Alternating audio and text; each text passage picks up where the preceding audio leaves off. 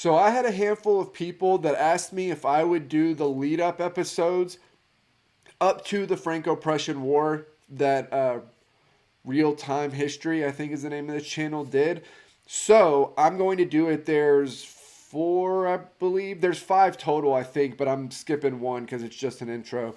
So there's four, and so I'm going to do these. I already did the first part of the actual war, but I'm trying to figure out how to finagle this. So bear with me a little bit, but this is what we're going to do. The world of the Franco-Prussian War, the 19th century up to 1870.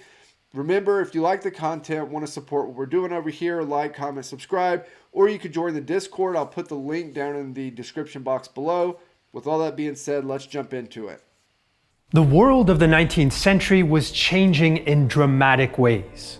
Industrialization was revolutionizing all areas of life and would transform European societies forever, including the way they waged war.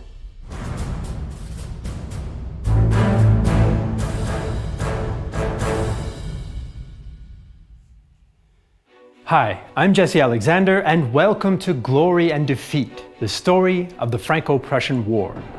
From July 1870 to May 1871, the war that pitted France against Prussia and the other German states kept the world in suspense and changed the course of European history. To understand how, today we'll explore the world of the Franco-Prussian War before the shooting started.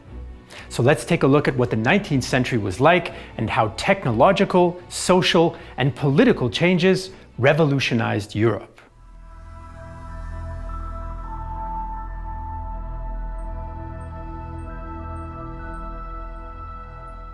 Let's start with technology and the game-changing invention of the steam engine. Steam engines were first used in England back in the early 18th century, but they became a lot more powerful when James Watt invented a steam condenser in 1769.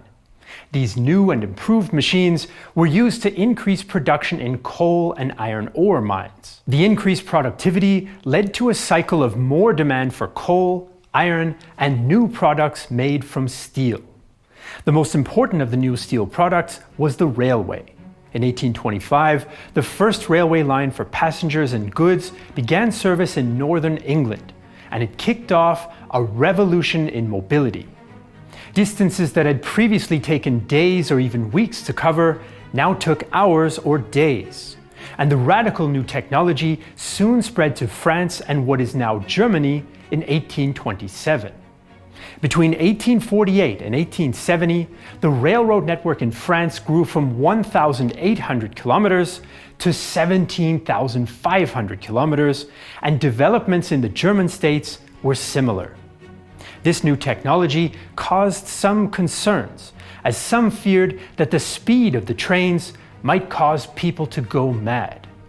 It didn't, and Europe's military saw its potential for moving armies faster than ever before. This is where the Elder von Moltke is awesome, right? He has the foresight for a lot of things. You know, he has the military cabinet. He studies the American Civil War and sees how impactful trains can be in a wartime. That's a huge part of the change in technology is the train and the impact that a train schedule can have on the outcome of not just a battle, but an entire war. And it leads into this thinking that you get leading into World War I. And what is the thinking? What is everybody scared to death of? That if they don't mobilize quickly enough, then the other side will get troops so quickly mobilized into the front that they'll lose a war that they haven't even fought. They'll lose every time because they don't have any troops there. The change in the technology of how fast troops can get around to a battlefield lends itself into this overarching fear that you see take hold leading into World War I. Locomotives and railways were not the only uses for Europe's new abundance of steel either. Massive steelworks like the Krupp works in Prussia also produced steel for modern warships and cannons. Weapons could now be produced in industrial quantities to equip the mass armies of the second half of the century. And inventions like breech-loading rifles and artillery revolutionized tactics and made 19th century battlefields more lethal than ever before. More production meant that there was an ever-growing need for more workers, which caused quiet towns to grow into industrial cities.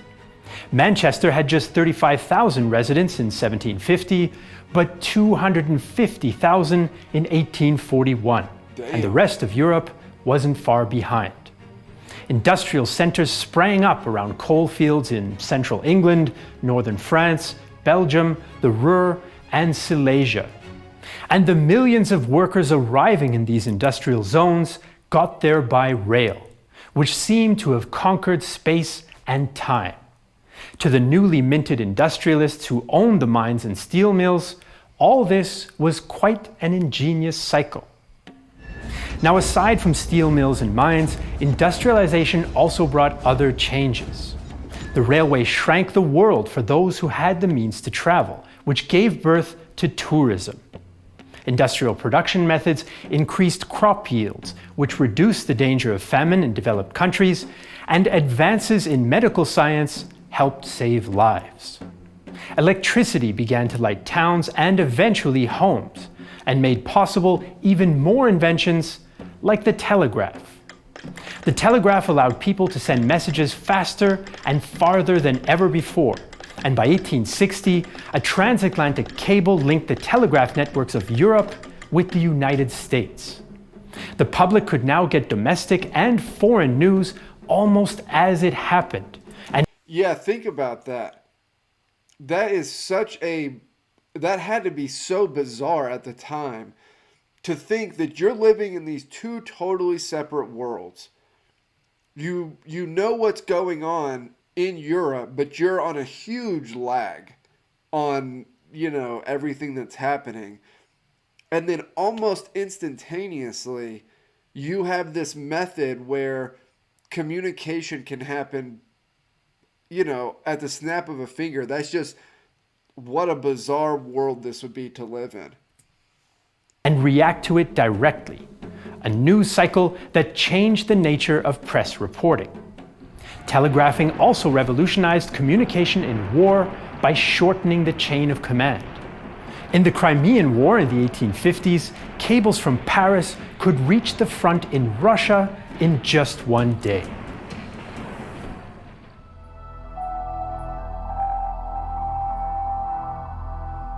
Industrialization and the steam engine were transforming the economy and society all across Europe.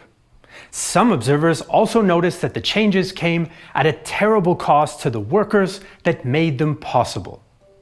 The industrial growth of the 19th century happened because of the exploitation of millions of people. Inventions like the steam engine brought progress, but also plunged entire professions into misery. Millions of textile weavers and farm workers found their jobs replaced by steam-powered machines. The unemployed then had no choice but to go to the new industrial cities in the hopes of finding work. If they found a job, it was poorly paid, dangerous, and so unhealthy that the average life expectancy in the industrial workforce was barely 40 years. A new social class was emerging in the polluted, filthy slums of Europe, the proletariat. One observer of these changes was Prussian writer Friedrich Engels, who arrived in Manchester in 1842. He was appalled at the living conditions of the working class. Down by the river are several tanneries, which fill the whole area with an animal odor of decay. In the depths flows, or rather stagnates, the Irk, a narrow, pitch-black river full of rubbish and refuse. The dwellings are all smoke-blackened, crumbling, old, with broken window panes and window frames. Cattle sheds inhabited by men. Workers Yeah, everything's fine. Nothing to worry about here. Nobody will freak out about this, I'm sure. Like those Engels observed, would not only sweat in the factories, they would also fill the ranks of the mass armies of the US Civil War and the Franco-Prussian War. Engels was equally disgusted with the attitude of those who profited from the workers' misery. He called the group of people who owned property and exploited the workers bourgeois. I once went into Manchester with a bourgeois and spoke to him of the bad and unhealthy building, of the poor condition of the workers' quarter, and declared that I had never seen such a badly built city. The man listened to everything calmly, and at the corner where he left me, he said, "And yet, an enormous amount of money is made here." We'll cover the history of this fight at some point because it's very, very interesting, and you can follow the trail all the way up to the modern day. So at some point we will get into a video or series that is specifically over this. In 1848, Engels and Karl Marx published the Communist Manifesto, which introduced concepts like class, added value, and owners of the means of production to European politics. Out of the slums of industrialization, a new and radical ideology had been born. Yeah, I'll get more into Marx and his stuff, and you don't just see this with Marx, you see it with a lot of the writers of class and economics and stuff of the time. They don't really have a full grasp of what's happening, and how could they? Look at what is changing at the time. Look at how the social structures are just completely being remade in front of them. There's no way they could grasp it all. I mean, it's too drastic. It's happening too quickly. It's not possible for them to understand the intricacies of everything that's happening, not just in these social structures, but also in these what become to be just massive, massive economies. And so I'll get more into it whenever we do a series that's specifically over that. But that's some of the issues you run into when you read, not, like I said, not just Marx, but writers like Marx at the time.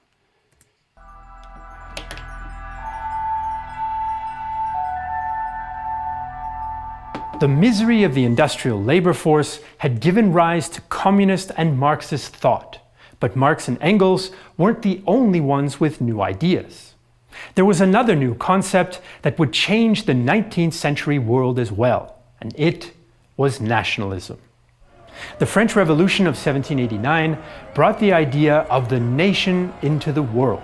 Before the revolution, people were subjects of a king or prince, and their identity was based on religion, their village community, or their occupation. The revolution introduced the notion that people were citizens of a larger whole based on a common language, common values, and a shared idea of their history. Citizens of the French nation also had certain rights and certain duties, including military service. When Napoleon's armies conquered most of Europe before 1815, they exported this idea outside of France. And that's when the people... Do you guys agree with that? That the idea of nationality, whole stop, was born out of the French Revolution? Because I'm not sure that I do. I don't know. What do you guys think? Peoples that they occupied turned nationalism against its French inventors. Now, not everyone became an instant nationalist. Peasants and workers were usually less enthusiastic. But amongst the educated and the middle-class bourgeoisie, nationalism was all the rage. Nationalist movements sprouted up in the Italian states, the German territories, the Hungarian part of the Austrian Empire, and in the divided Polish-speaking regions. There were regional differences, but these movements all wanted to create an independent state for their newfound nation, which was a recipe for conflict with dynastic rulers, or French occupiers. This was particularly true of the Holy Roman Empire of the German nation, a loose federation of many independent German-speaking states. In spite of its name, it was not a single united. That map does not do it justice. I wish it was colored in. That thing is a shit show. German state. In other words, Germany did not yet exist. Instead, the Holy Roman Emperor was a figurehead, and the most powerful states in the empire were Prussia and Austria.